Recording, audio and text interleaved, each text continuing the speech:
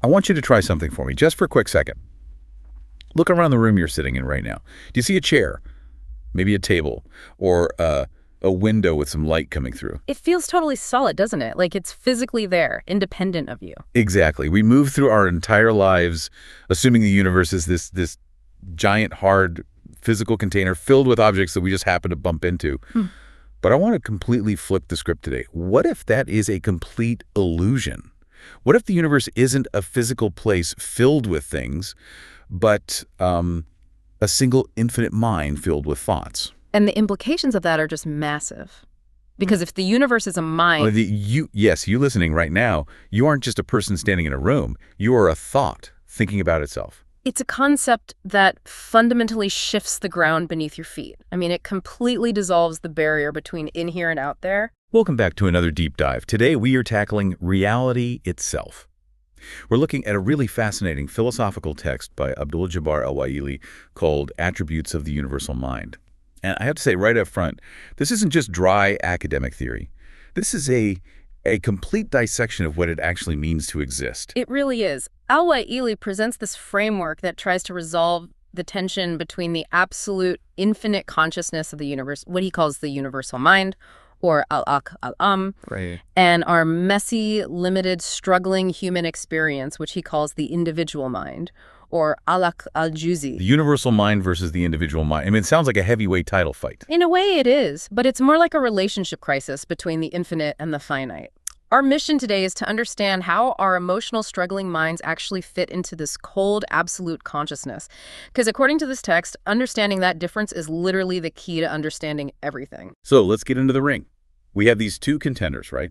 The universal mind and the individual mind. My first instinct is to assume that since I have a mind and the universe has a mind, I'm just a micro version of the big one. You know, like a drop of water from the ocean, same stuff, just a much smaller volume. That is the intuitive leap, isn't it? But that is exactly where Al-Waily stops you. He argues that while the individual mind is a part of the universal mind, it is absolutely not a miniature copy of it. The relationship is way more complex and, honestly, a bit more humbling. How so? Like, if I'm not a mini-universe, what am I?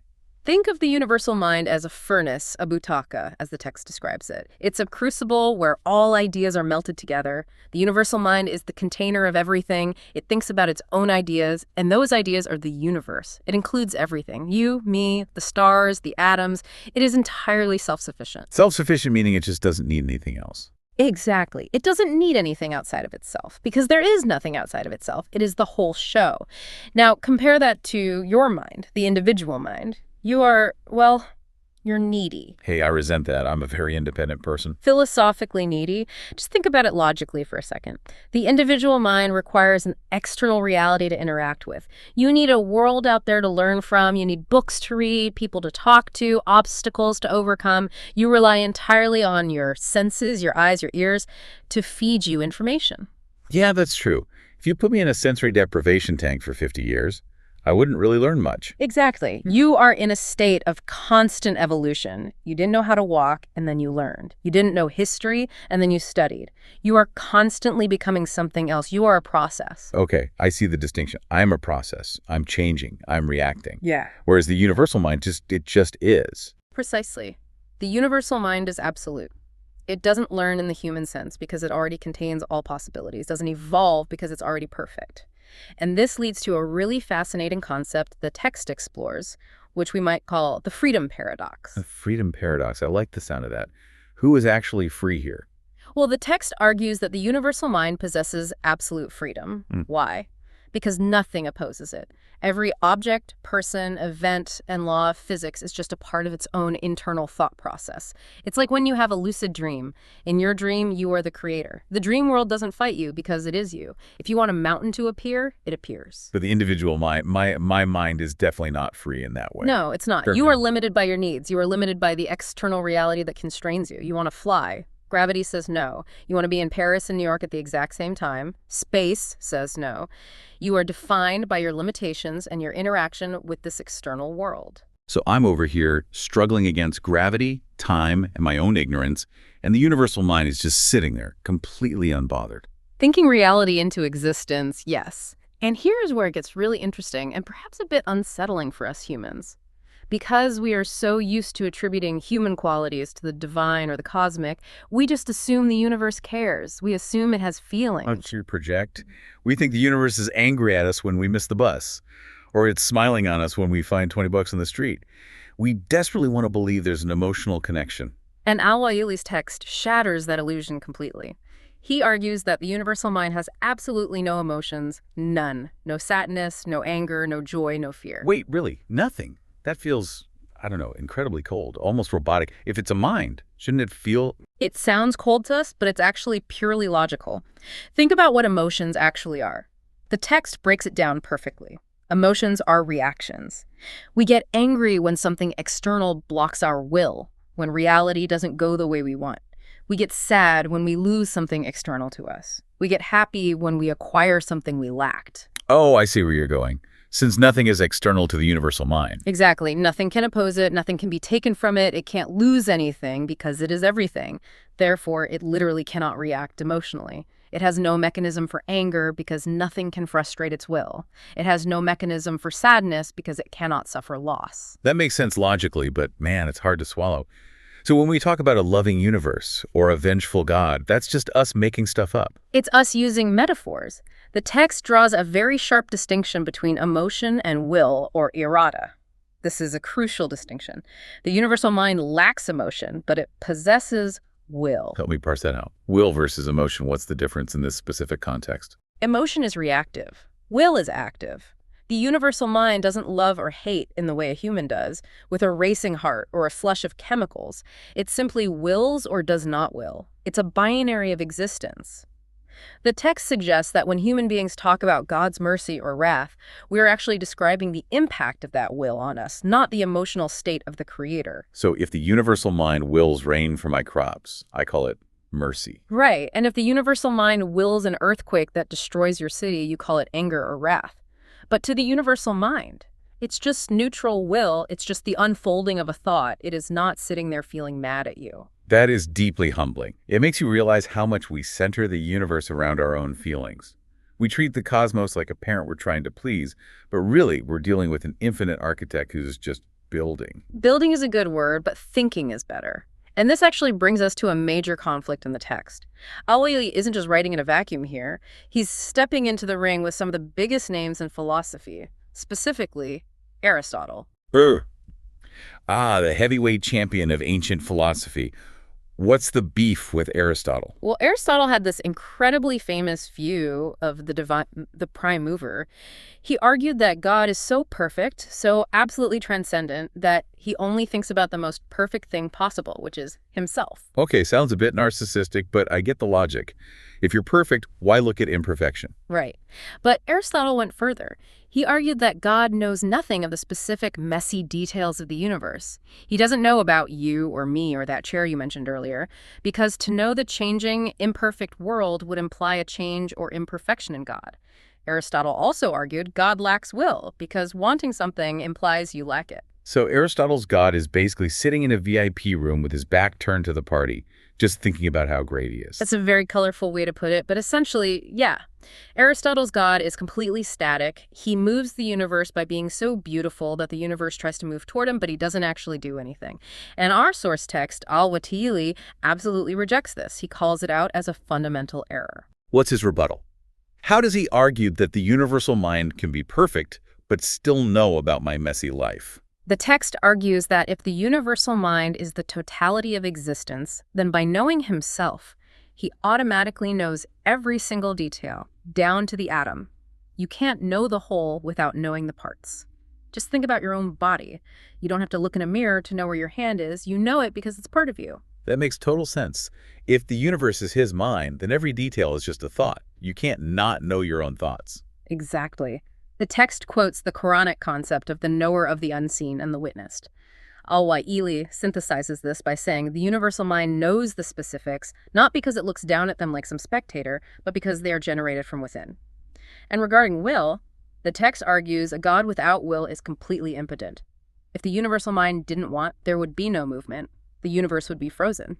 So the universal mind must have will to drive the universe. But that will is distinct from human desire. It's the engine. Correct. It's the engine of reality. And this engine operates on some very specific physics of thought. This is where the text gets into some really trippy territory regarding how creation actually works. Yeah, I noticed that. The text spends a lot of time talking about nothingness, or al-atom. It seems to suggest that nothing is a bigger deal than we think. Actually, it suggests the exact opposite. The rule is incredibly simple. Nothingness does not exist. Okay, that sounds like a riddle. It means you cannot create something from absolute nothing, and you cannot destroy something into absolute nothing. Matter and energy, which are just solidified thoughts in this context, are conserved. Creation, according to the text, is simply the universal mind bringing an idea from potential to actual. It's a mental arrangement. It reminds me of that phrase, be and it is, kun fayakun. Usually that's just a religious sentiment. It is, but here it's interpreted purely philosophically. The text compares it to human imagination. If you want to imagine a castle right now, do you have to go buy bricks? Do you have to hire workers? No, I just think it, and boom, it's there in my mind. Yeah, exactly. It takes no physical effort. Be, and it is. The text argues that for the universal mind, manifesting reality is just as effortless. The stars, the planets, the laws of physics, they are sustained purely by the attention and will of the universal mind. But this leads me to a really big question. If this is all mental, what about time and space? Those feel very real to me. Like if I'm late for a meeting, time is definitely real. They are real to us, the individual minds, but the text argues they are essentially linguistic conventions. We invented words like time and space to measure movement and extension. But this sounds a lot like Einstein. And the text explicitly references Einstein. It brings in the theory of relativity. Al-Waily points out that time is just the measurement of motion. Space is just the measurement of extension or matter. So if nothing moves, there is no time. Correct. And if there is no matter, there is no space. They aren't empty containers waiting to be filled. They are properties of the things themselves. If you removed all the thoughts of the universal mind, all matter and motion, time and space would vanish instantly. They would cease to exist. That is heavy. It implies the entire framework of our reality is completely dependent on the act of thinking of this universal mind. It's like the universe is being rendered in real time. It connects right back to the idea of the illusion of separation. The text discusses the infinite variety of shapes and colors. It claims no two triangles in the universe are identical in their atomic structure. No two shades of color are exactly the same when you look at the frequency. Which proves what? That the universal mind has a lot of time on its hands. It proves the infinite capacity of the universal mind. An infinite mind produces infinite variety. It doesn't use cookie cutters. Every single thing is a unique, bespoke thought. I'm feeling very small right now. We have this infinite, emotionless, all-powerful mind that is dreaming up the entire universe, and I'm just one unique but tiny thought within it. It feels lonely or unreachable. Like, how do I relate to something that abstract? It can definitely feel that way.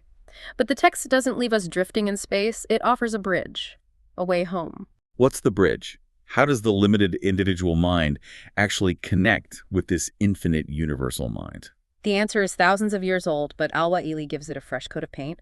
The maxim is, know thyself. Know thyself. That's the classic. That's written on the temple at Delphi. That's Socrates. It is. And the text also cites Islamic traditions. The Prophet Muhammad saying, he who knows himself knows his Lord, and Imam Ali saying, he who knows himself is ready for his end. The argument here is that we cannot know the universal mind by just looking at the stars or studying atoms under a microscope. Why not? I mean, that's usually how we try to understand the universe. Science, observation. Because those are just the products of the mind. To understand the thinker, you have to understand the nature of thought itself. And since we are thoughts within this mind, the only sample we have of mental existence is our own consciousness. So my mind is the blueprint. Exactly. The text argues that the individual mind shares the exact same 5 faculties as the universal mind: will, deduction, perception, memory, and imagination. Wait, break that down. I have those things. I have will. I have memory. You have them on a microscopic scale. You are a drop of the ocean containing the same chemical formula as the ocean. By studying how you create, how you imagine a future, how you remember a past, how you will an action, you begin to understand the mechanism of the universal mind. So when I sit and daydream, or when I plan my day, I'm using the exact same physics that created the galaxies. That is the claim. Your imagination is a faint echo of the creative power of the universal mind. Your memory is a small sliver of the universal record. The path to the cosmic isn't outward, it's inward. You unlock the secrets of the macrocosm by decoding the microcosm. It totally flips the script on insignificance. We aren't just dust. We're encoded to the source code of reality. Yes. And realizing that changes how you view your own development. The text emphasizes that the individual mind is evolving. We acquire knowledge. We refine our will. We are trying to polish this mirror so it reflects the universal mind more clearly. But we still have emotions, unlike the big mind. We're still the needy ones. And that is our burden, but also our unique texture. The universal mind doesn't experience the thrill of overcoming fear or the sweetness of comfort after sorrow because it never fears or sorrows. We do. In a way, we are the part of the universe that gets to actually feel the drama of existence. That's a beautiful way to put it. We are the nerve endings of the universe. We feel the things the universal mind is too perfect to feel. Precisely. So let's quickly recap this journey, because we've covered a lot of ground today. We started with the concept that the universe isn't a collection of things, but a single, infinite, universal mind. Right. And we distinguish that from our own individual minds. We are the needy parts, evolving and reacting, while the universal mind is the self-sufficient, absolute furnace of ideas. We dropped the bombshell that this universal mind has no emotions, no anger, no sadness, only pure, unstoppable will. It doesn't love us or hate us in a human way. It simply wills our existence.